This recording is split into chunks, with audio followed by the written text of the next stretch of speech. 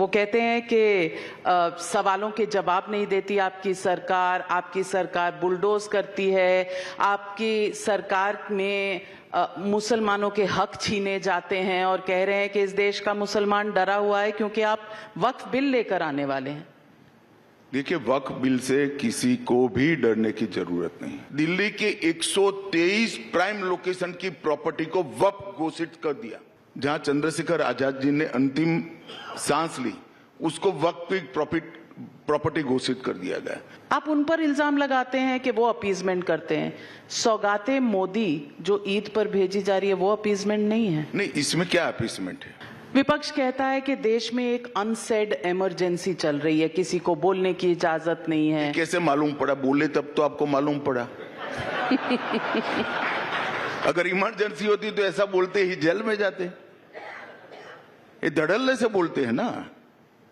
Emergency का document दिखाए बगैर इमरजेंसी बोल रहे, इससे ज्यादा आजादी क्या हो सकती है कि जबकि इमरजेंसी नहीं है और आप कहोगे इमरजेंसी है। वो कहते हैं फ्रीडम ऑफ स्पीच को आप ऑनर नहीं करते। देखिए, आपके मंच में यहां आकर बैठते तो स्वतंत्रता थी या नहीं थी? नहीं, हम तो बॉयकॉटेड लिस्ट में हैं। नहीं, आप नहीं, कहीं पर भी नहीं जाते हैं। फ्रीडम ऑफ स्पीच, कल प्रेस कॉन्फ्रेंस रख ले, चलो, कौन रोकता है? वो कहते हैं कि सवालों के जवाब नहीं देती आपकी सरकार बुलडोज करती है, आपकी सरकार में मुसलमानों के हक छीने जाते हैं और कह रहे हैं कि इस देश का मुसलमान डरा हुआ है क्योंकि आप वक्फ बिल लेकर आने वाले हैं। देखिए, वक्फ बिल से किसी को भी डरने की जरूरत नहीं। 2013 में कांग्रेस पार्टी ने पार्लियामेंट के अंतिम सेशन में कोई लंबी बहस के बगैर वक्फ बिल को पारित कर लिया और वो बिल पारित कर अपनी अपीसमेंट की पॉलिसी को आगे बढ़ाने के लिए, वोट बैंक क्रिएट करने के लिए ढेर सारे ऐसे प्रावधान कर दिए जो हमारे संविधान से ही मेल नहीं खाते। हम वक्फ बिल को संविधान से संरेखित करने का काम कर रहे हैं। कोई भी बिल, कोई भी कानून संविधान के स्पिरिट से ऊपर नहीं हो सकता है। एक फैसला वक्फ बोर्ड करता है, उसको देश की अदालत में चुनौती नहीं दे सकते। ऐसा भारत जैसे देश में कैसे चल सकता है? कभी नहीं हो सकता। और हुआ है, मैं आपको बताता हूं, दिल्ली के 123 प्राइम लोकेशन की प्रॉपर्टी को वक्फ घोषित कर दिया और कानून क्या बनाया, इसको आप चैलेंज नहीं कर सकते हो। प्रयागराज में चंद्रशेखर आजाद गार्डन, जहां चंद्रशेखर आजाद जी ने अंतिम सांस ली, उसको वक्फ की प्रॉपर्टी घोषित कर दिया गया। अब कोई मौलाना साहब कहते हैं पार्लियामेंट और राष्ट्रपति भवन वक्फ है, ईडन गार्डन्स भी। अब भाई ये कैसे चलेगा? हमने इतना ही बदलाव किया है कि कोई भी निर्णय होगा, वो निर्णय कानून की अदालत में इसको चुनौती दे सकते हैं। तो सरकार के निर्णय को भी दे सकते हैं। वह कभी क्यों? तो क्या सरकार ऐसे रोएगी कि हमारा अधिकार ले लिया? सरकार के कानून भी चैलेंज होते हैं। और ये पूरा पचड़ा जब पार्लियामेंट में चर्चा होगी, दूध का दूध पानी का पानी हो जाएगा। ये देश के माइनॉरिटी को, विशेषकर मुस्लिम भाइयों बहनों को गुमराह करना चाहता है। मैं इनको कहना चाहता हूं, आपके अधिकार पर कोई तराप मारने की बात। अब कहते हैं हमारी मस्जिदें छीन लेंगे। ये रिट्रोस्पेक्टिव इफेक्ट से बिल नहीं आ रहा है, कैसे छीनी जाएगी? बिल आगे के समय के लिए है। आप 2013 में जो बिल लेकर आए थे वो रिट्रोस्पेक्टिव इफेक्ट से था, मगर वोट बैंक कंसोलिडेट करने के लिए झूठ पर झूठ बोलते जाना। इतने साल से इतने चुनाव हारे, फिर भी सीखते नहीं है। हम क्या कर सकते बताइए?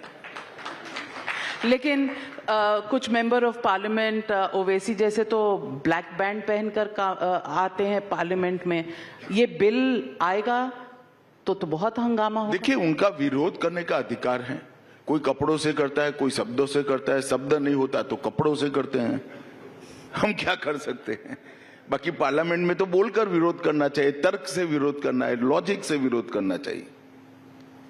तो आपने कहा कि ये बिल रेट्रोस्पेक्टिव नहीं होगा। अगर रेट्रोस्पेक्टिव नहीं होगा तो तमिलनाडु में एक मंदिर का लैंड जो है 1500 साल पुराना मंदिर, उसको जो वक्फ बताया गया है, उस मंदिर का क्या? ऐसा है, मैंने जो रिट्रोस्पेक्टिव इफेक्ट नहीं होगी ये कहा है, इन नई वक्फ की प्रॉपर्टियों को और पुरानी वक्फ की प्रॉपर्टियों के डिस्प्यूट को कहा है। डिस्प्यूट कोर्ट में तो जा ही सकते हैं, हम कैसे छीनेंगे? सरकार नहीं कर सकती है। डिस्प्यूट कोर्ट में तो जा ही सकते हैं। किसी का भी फैसला डेमोक्रेटिक कंट्री में कानून की अदालत में न जाए, इस प्रकार का कानून नहीं होना चाहिए। तो अगले हफ्ते में, और वो कानून को भी चैलेंज कर सकते हैं। जो कानून बनता है उसको भी तो कोई कोर्ट में चैलेंज कर सकता है। ढेर सारे 370 को भी चैलेंज किया था, सीए को भी किया है। चैलेंज हो ही सकते हैं कानून। अगर वो कॉन्स्टिट्यूशन के 4 कॉर्नर में नहीं है तो कोर्ट इसका संज्ञान लेंगी। तो अगले हफ्ते वक्फ संशोधन बिल पार्लियामेंट में मूव कर देंगे? देखिए, पार्लियामेंट का टाइम टेबल मुझे मालूम नहीं है, मगर इसी सत्र में हम वक्फ संशोधन का बिल रखेंगे।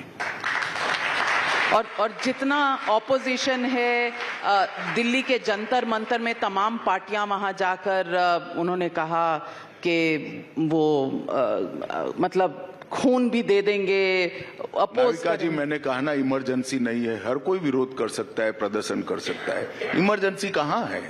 आप उन पर इल्जाम लगाते हैं कि वो अपीजमेंट करते हैं। सौगातें मोदी जो ईद पर भेजी जा रही है, वो अपीजमेंट नहीं है? नहीं, इसमें क्या अपीजमेंट है? आपने होली भेजी नहीं, बैसाखी भेजेंगे? कई कार्यकर्ताओं ने भेजा है। आपको इंटरेस्ट सौगाते मोदी में है, आपको मतलब मीडिया को। नहीं, होली की भेजी थी। हमारा तो 15 अगस्त का भी कार्यक्रम होता है, 26 जनवरी का होता है, जन्माष्टमी का होता है, रामनवमी देखना कैसे मनाते हैं। इसमें कोई आपत्ति नहीं, मगर आपको सिर्फ यही दिख रहा है।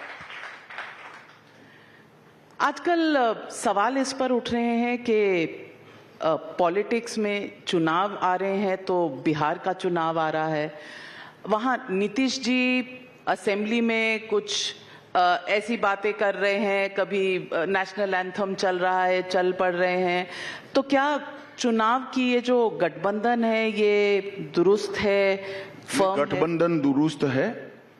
हमारे सभी के सभी जिलों में एनडीए के सभी घटक दलों के जिला स्तर के संयुक्त सम्मेलन भी हो चुके हैं। सभी कार्यकर्ता एकजुट हैं। हमने बिहार के विकास के लिए मोदी जी की सरकार ने, नीतीश जी की सरकार ने ढेर सारे काम भी किए हैं। मैं बिहार लगातार जाता हूं, अभी 29 को भी जाने वाला हूं, और मुझे पूरा भरोसा है कि गत समय से भी ज्यादा बहुमत के साथ वहां पर एनडीए की सरकार बनेगी। इसमें कोई क्वेश्चन मार्क नहीं।